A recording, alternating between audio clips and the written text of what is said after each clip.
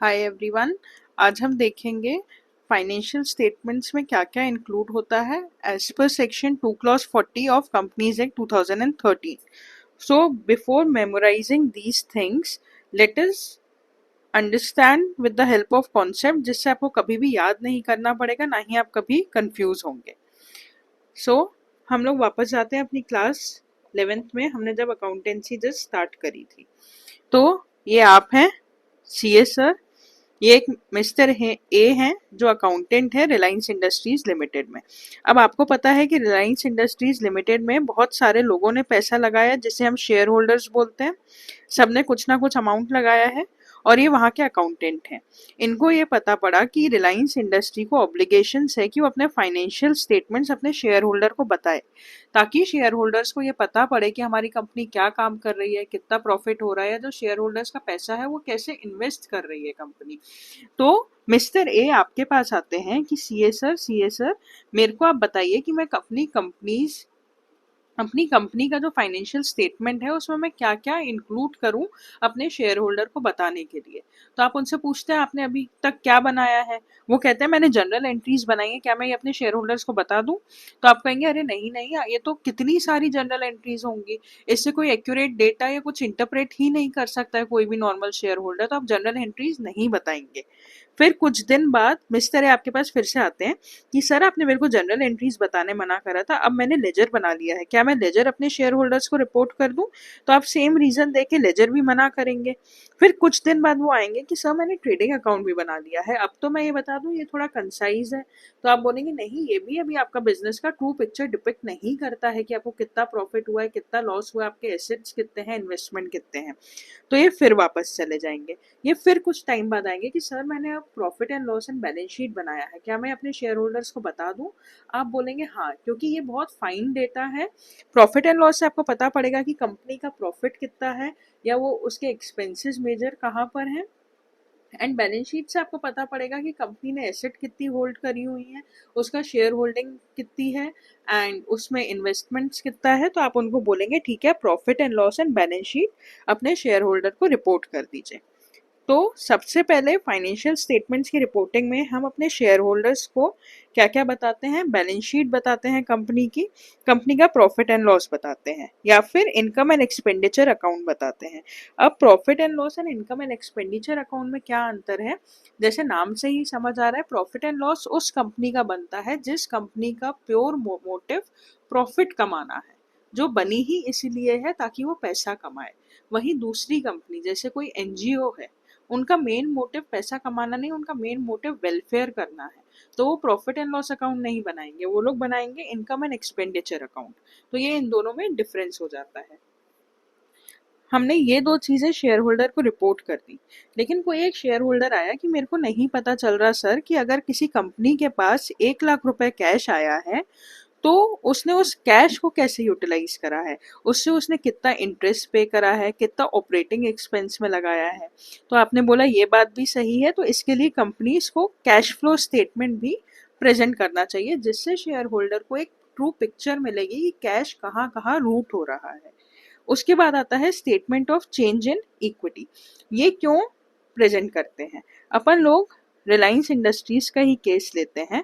इसमें आपको पता पड़ता है कि साल के बिगिनिंग में एंड साल के एंड में एक शेयर होल्डर है, अपन मान के चलते हैं मुकेश अंबानी जी, उनके पास हाइपोथेटिकल एग्जांपल है, उनके पास साल के बिगिनिंग में रिलायंस इंडस्ट्रीज में 1 लाख शेयर्स हैं और साल के एंड में सिर्फ 2000 शेयर्स बचते हैं। राइट, साल के बिगनिंग में 1 लाख शेयर है, साल के एंड में 2000 शेयर्स बचते हैं। तो ये बहुत आई ओपनिंग है, क्योंकि जो इस कंपनी के ओनर हैं उनकी ही शेयर होल्डिंग क्यों कम हो रही है। तो ये चीज शेयर होल्डर्स को पता होनी चाहिए कि जो ओनर है या आपका ओनरशिप में सिग्निफिकेंट चेंज आया है, तो वो चीज शेयर होल्डर्स को पता होनी चाहिए। तो वही डिपिक्ट करता है statement of change in equity. अब cash flow statement, profit and loss, balance sheet या statement of change of equity में कई ऐसे लाइन आइटम होते हैं जिन्हें हम एफएसएलआई कहते हैं। इसमें कुछ चीज़ें सेल्फ एक्सप्लेनेटरी नहीं होती हैं जिन्हें हमें एक्सप्लेन करना पड़ता है, तो वो एक्सप्लेन करने के लिए अलग से एक्सप्लेनेटरी नोट्स होते हैं। आपने प्रॉफिट एंड लॉस बनाया, उसके नीचे एक्सप्लेनेटरी नोट्स है, बैलेंस शीट बनी, उसके नीचे एक्सप्लेनेटरी नोट्स है, कैश फ्लो स्टेटमेंट्स बना, उसके नीचे एक्सप्लेनेटरी नोट्स है, एंड सो ऑन। सो अब हमें समझ आता है फाइनेंशियल स्टेटमेंट्स में क्या क्या इंक्लूड होता है और वो क्यों इंक्लूड होता है। हमें इसके पीछे का कॉन्सेप्ट भी पता है तो हम कभी इस चीज़ को भूलेंगे नहीं। देन कोई भी प्रोविजन बिना प्रोवाइजो के कंप्लीट ही नहीं होता है जनरली लॉ में। तो प्रोवाइजो का क्या मतलब होता है कि जो ऊपर लॉ लिखा हुआ है उसके एक्सेप्शंस क्या क्या है।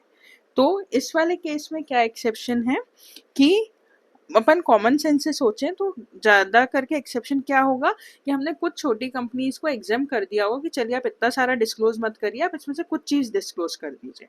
तो वही केस है, 1 person company, small company, dormant company और प्राइवेट कंपनी जो कि एक स्टार्टअप है, they may not include cash flow statement in their financial statement। may not मतलब वो चाहे तो इंक्लूड कर सकते हैं, लेकिन अगर उन्हें इंक्लूड नहीं करा तो कोई भी पनिशमेंट या फाइन नहीं है।